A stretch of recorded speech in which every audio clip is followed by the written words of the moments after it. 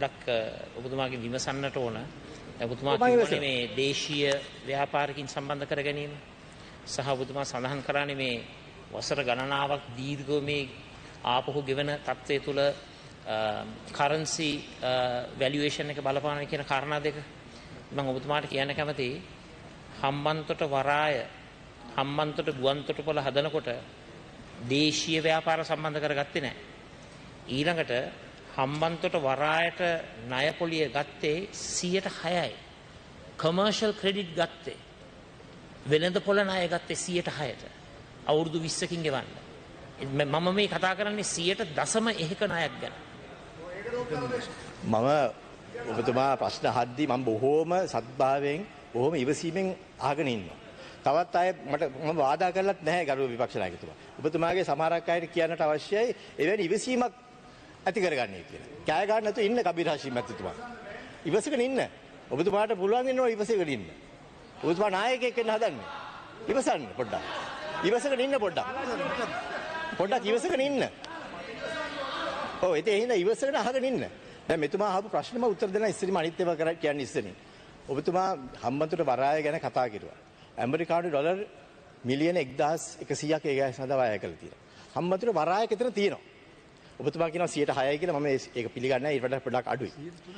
3%යි. Average ඔව්. ඒක කෙසේ වුණත් ඔබතුමා මතකද ඔබතුමාගේ රජය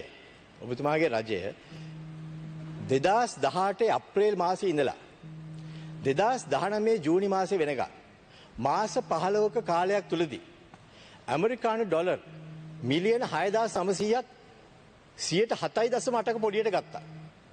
6 ගානේ නෙමෙයි. අවුරුදු 10කට ගත්තා. ඒ මුදල හම්බන්තොට වරායවල් 6ක් හදන්න පුළුවන් මුදල. ඔබතුමාලා හැදුවේ නැහැ. අඩුගේ තරමෙන් අපි 3% හෝ 6% හෝ ණයක් අරගෙන ඇමරිකානු ඩොලර් 1100ක් වියදම් කරලා වරායක් හැදුවා. ඔබතුමාලා හදපු දෙයක් නැහැ. පොඩි වලක්වත් කපලා සෙල්ලම් බෝට්ටුවක්වත් දාලා නැහැ. ඉතින් ඒ නිසා පොඩක් ඉවසීමෙන් අහගෙන ඉන්න. ඔව් ඒකත් එක්ක. What is the point of order, opposition, honorable opposition? Point of order. මම නිවාඩ් කබ්‍රාල් මැතිතුමාට නෑ මම නිවාඩ් කබ්‍රාල් මැතිතුමාට අපහාස කරනව නෙවෙයි. මම දන්නවා ඔබතුමා කොළඹ ප්‍රදේශයේ ඉන්නකොට ඉහළ මාළේ ඉන්නකොට මොරගහ කන්ද ව්‍යාපෘතිය ඔබතුමාට පේන්නේ නැතුව ඇති. මොරගහ කන්ද ව්‍යාපෘතිය මුල ඉඳලම අග දක්වා අපේ කාලවකවානු තුල ක්‍රියාත්මක වුණේ. කොහොමද කියන්නේ කෙරුන්නේ නැහැ කියලා. Thank you. Honorable Nimal Lanza. යෝජ්‍ය කාරක සභාපතිතුමනි 27 2 ප්‍රශ්නයක් ආපුවම ආණ්ඩුව වෙනුවෙන් උත්තරයක් දෙන්න උත්තරේ දීලා ඉවරනකම් ඉන්න කියන්නේ විපක්ෂ නායකතුමාට ඒ මන්ත්‍රීවරුන්ට. එහෙම නැතුව මැදින් පයින් නදන්න එපා තමුන්නාන්සලා. උත්තරයක් දෙද්දී අය උත්තරේ ආගන්න බැරි. Thank you. උත්තරේ ආන්න ඉස්සර පුරුදු වෙන්න. මේ Honorable Minister Ajit Niwad Kabral. මොරගහ කන්ද ව්‍යාපෘතිය පටන් ගත්තේ මහින්ද රාජපක්ෂ මැතිතුමාගේ කාලෙදී. ඒ කාලෙදී ඒක මහින්ද චින්තනයේත් ඒක තියෙනවා. ඒක පටන් ගත්තා. ඔබතුමන්ලා සල්ලිත් ඒකට අපි වෙන් කළා තියෙනවා. ඉතින් ඒ නිසා මම ඒ ගැන කරුණා කරලා විපක්ෂ නායකතුමා මම ඔබතුමාට අහගෙන ඉන්නවා වගේ. ඔබතුමා කරුණා කරලා පොඩ්ඩක් අහගෙන ඉන්න. කලබල වෙන්න එපා. ඔබතුමාට අවස්ථාව තියෙනවානේ. ඉතින් පොඩ්ඩක් අහගෙන ඉන්න මම ඒක ගැන කියන්න. එබැවින් ඒ අයහපත් තත්ත්වය වළක්වා ගැනීම සඳහා රජය ඉතාමත්ම නිවැරදිව ඉහත කී ව්‍යාපෘති නැවැත්වීමට අවශ්‍ය පියවර ගෙන තියෙනවා. මෙම තීරණය Honorable Kabir Hashim, what's the point of order? Clarify this. You've been continuing to say. It is not a point of order. No. Right. No, you Honorable Ajit Niwad Kabral, you please continue. I have given way to the point of order. Please continue. I have given way to the leader of the opposition. I have given way to the leader of the opposition, but I'm not giving way to you. Please sit down and listen. Please sit down and listen. Be patient, honorable member. You don't even know what a You are a senior. පොඩ වාඩිලා අහගෙන ඉන්න. මේ ප්‍රශ්නේ ඇහුවේ ගරු මන්ත්‍රීතුමා මේ ප්‍රශ්නේ ඇහුවේ ගරු විපක්ෂ නායකතුමා.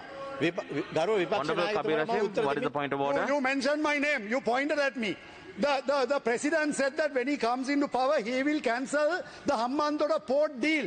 Why haven't you cancelled it? This is not a point of order again. Responding to the honorable leader of the house. Responding to the honorable කතානායකතුමනි just විරුද්ධ පක්ෂයේ නායකතුමාට තියෙන වරප්‍රසාදය යටතේ 27-2 ප්‍රශ්නය ඇහුවා.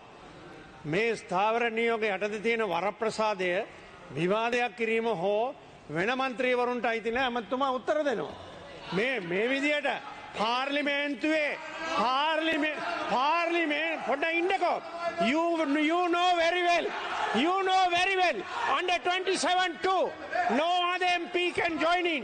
Of course the one who has asked the question can ask a question, but no other MP has any right unless you would allow. ඉතින් මේක වෙන කතන්දරයක් බවට විවාදයක් බවට පත් කර ගැනීමෙන් අපි මිදිලා ඇමතිතුමාට උත්තරේ දීලා අද දින කටයුතු වලට යන්න කියලා මම ඉල්ලා සිටිනවා. Honorable Minister. Honorable Deputy. There is no point of orders right now because the minister is answering the question of the honorable opposition leader.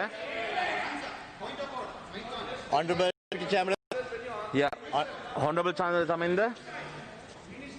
අර සභාපතිතුමනි ඒ දැන් ලංසා මන්ත්‍රීතුමා මම කියන්නේ Now what is the point of order? I'll under No, sir, thank you very much. Honorable Minister, please continue. Honorable Leader of the Opposition, can you please ask them to keep quiet so that I can respond to you? I have been given time to respond to him. Please ensure the integrity of this August audience. Absolutely. ගරු නියෝජ්‍ය කතානායකතුමනි, ශ්‍රී ලංකාවේ විදේශ ශ්‍රම වෙළඳපොළ ක්ෂයවීම, සංචාරක ව්‍යාපාරය අඩාල වීම, අපනායන ආදායම වැනි අර්බුදයක් හමුවේ පවා පසුගිය රජය අධික ලෙස ණය ගෙන තිබුණා. ඒ ආකාරයට ගෙන තිබූ ණය 2020 වසර තුල අප රජය සාර්ථක ලෙස ගෙවා දැම්මා. ඉදිරියේදීත් ගෙවනවා. Even though it may be challenging, we will be able to pay that, and we will pay that. All the loans that they took, which I just described, we will be making payments. So there is no issue with that. එමෙන්ම සංවර්ධන කටයුතුත් අඛණ්ඩව පවත්වාගෙන යනවා. මේ ආකාරයට අපේ රටේ ජනතාව ලබා දී ඇති ප්‍රමුඛතාවයන් අනුව රටේ ජනතාව ලබා දී ඇති ප්‍රමුඛතාවයන් අනුව වෙන අයගේ ප්‍රමුඛතාවයන් නෙමෙයි. විවිධ ව්‍යාපෘති පවත්වාගෙන යාම සඳහා රජය විසින් දක්වන ලද නිපුණතාව මෙයින්ම තහවුරු වෙනවා. එතුමාගේ දෙවෙනි ප්‍රශ්නය. මෙම ව්‍යාපෘති නතර කීමට ගත් තීරණය ගත්තේ කුමන විශේෂඥයන් වාර්තා අනුවද කියලා විපක්ෂ නායකතුමා අසනවා. මා එතුමාට කියන්නට කැමති ව්‍යාපෘතියේ කොතරම් හොඳ එකක් වුවත් අපි සමහර විට මේ ව්‍යාපෘති සමහරක් වෙලාවට වෙන දවසක කරන්න බැරි නැහැ. මම කියන්නේ නැහැ ඒක කරන්නෙම නැහැ කියලා. ඒකට අපිට කරන්න පුළුවන් ආකාරයට අපි කරන්නට අවශ්‍යයි. ව්‍යාපෘති කොතරම් හොඳ එකක් වුවත් රට ණය උගුලක හිර වුණා නම් විපක්ෂ නායකතුමා ඒ ගැන එහෙම කියයිද? එහෙම වුණා නම් එතුමා අහන්නේ ඇයි මේක නොදැන හිටියද කියලා අපෙන් අහන්න පුළුවන්. එතුමා නැගිටලා හරි ඊළඟ දවසේ 27 යටතේ ඔබතුමාලා මේ ගැන දැන හිටියද කියලා. එතකොටත් ඉතින් එතුමා විපක්ෂයේ ඉඳි ඒ කාලෙත්. එතකොට ඒ වගේ ප්‍රශ්නයක් අහයි. ඉතින් ඒ නිසා තමයි අපි මේවා ගැන හිතලා බලලා රටට හිතකර වෙන විදිහට කරන්නේ. කැලණි වැලි දුම්රිය මාර්ගය දියුණු කිරීමට රජය අදහස් කර බවත් මා වගකීමෙන් කියා සිටිනවා. ඒක කරනවා. අපි කරනවා. ඒ නිසා ඒක අපි නවත්තලා නැහැ. එමෙන්ම මේ ව්‍යාපෘතිය සඳහා වෙන් කරන්නට නියමිත වූ ආසියානු සංවර්ධන බැංකු ණය විපක්ෂ නායකතුමා එතනදිත් කියන ආධාර කියලා අහෝසි කරලත් නැහැ. එලෙස ඉතිරි වන එම විදේශ මුදල් මූල්‍ය සම්පත් වෙනත් සංවර්ධන ව්‍යාපෘති සඳහා ඉදිරි කාලයේදී සැලසුම් කිරීමට රජය බලාපොරොත්තු වෙන බවත් මා එතුමාට දන්වනවා. බොහොම ස්තුතියි. Honorable Leader of the Opposition. ගරු නියෝජකාරක සභා සභාපතිතුමා ස්ථාවර නියෝග අනුව වාද විවාද කරන්න තහනම්. නමුත් මම එකම දෙයක් ඔබතුමාගෙන් ඉල්ලනවා. මේ සභාවට ඔබතුමා කියන්න මේ තියෙන මේ ප්‍රශ්නයට පාදක වුණු පොලි ප්‍රතිශතයයි. ඒ වගේම ණය වැඩසටහනයි. දැන් මේ අහෝසි කරපු පැකේජයට වැඩිය වාසිදායක ණය පැකේජයක් හරහා මේ ව්‍යාපෘති ක්‍රියාත්මක කරනවායි කියන කාරණා පිළිබඳව ඔබතුමා මේ සභාවට පොරොන්දුවක් වෙනවද? ඔබ ස්තුතියි මේ ප්‍රශ්නටත්. මෙතනදී මම ඔබතුමාට කිව්වා වගේ අපේ ප්‍රමුඛතාවයන් වෙනස් ඔබතුමාලාගේ රජයත් එක්ක සංසන්දනය කරද්දී. අපි එක අවස්ථාවක ඔබතුමාලා කිරුවයි කියලාම ඒක කරගෙන යන්නට අවශ්‍ය නැහැ. සමහර විට අපි මේක කරන්නත් පුළුවන්, සමහර විට නොකරන්නත් පුළුවන්. ඉතින් ඒ නිසා අපි දැන් ව්‍යාපෘති කරගෙන යනවා. මේ ව්‍යාපෘතිය නිකිරුවත් කරු විපක්ෂ නායකතුමා අපි තවත් ව්‍යාපෘති කරනවා. ඔබතුමාලා දන්නවා අද අපි මේ ජලය ලබා දීමට අපේ රටේ ජලය ලැබිලා තියෙන්නේ අපේ රටේ ජනතාවගෙන් 53%කට පමණයි ටැප් එකකින් ලැබෙන්නේ.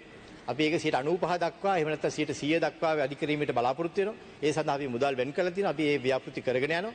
ඉතින් මේ හැම ව්‍යාපෘතියක්ම එක සැරේටම කරන්නට බැරි වෙනවා. ඉතින් ඒ නිසා තමයි අපේ ප්‍රමුඛතාවයන් ඔබතුමන්ලාගේ ප්‍රමුඛතාවයට වඩා වෙනස්. අපේ ප්‍රමුඛතාවයක් අපි ගත්තේ මේ රටේ ජනතාවට ජලය ලබා දීමේ ප්‍රමුඛතාවය. මේ රටේ පාරවල් කිලෝමීටර් ලක්ෂයක් අපි හදලා දෙනවා. ඒකට අපි ප්‍රමුඛතාවයක් හැටියට ඒක වෙන් කරගෙන ඒ කටයුතු යෙදෙනවා. අලි මිනිස් ගැටුම සඳහා අපි කටයුතු කරනවා.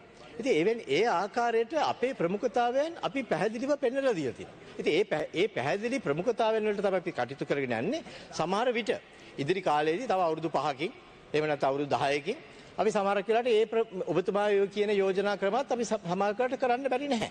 ඉතින් ඒ වෙලාව වෙනකොට අපි ඒ தත්ත්වය සලකලා බලලා අපේ ශක්තිය බලලා අපිට තියෙන ණය ප්‍රමාණයද අපිට තියෙන අපේ සම්පත්ද කියලා අපි හොයලා බලලා අපිට ඒවත් යොමු වෙන්නට බැරි නැහැ. ඉතින් ඒ නිසා මට දැන් හරියටම කියන්න බෑ ඔබතුමාට ඒකට උත්තරයක්. ඒකට අපි ඒවා අතහැරලා දාලා නැහැ. ඉදිරියේදී සමහර කරලා කරන්න පුළුවන් බවත් මම මතක් කරලා දෙනවා. Thank you. Life Traveller Reader's Digest වර්ගයේ YouTube නාලිකාව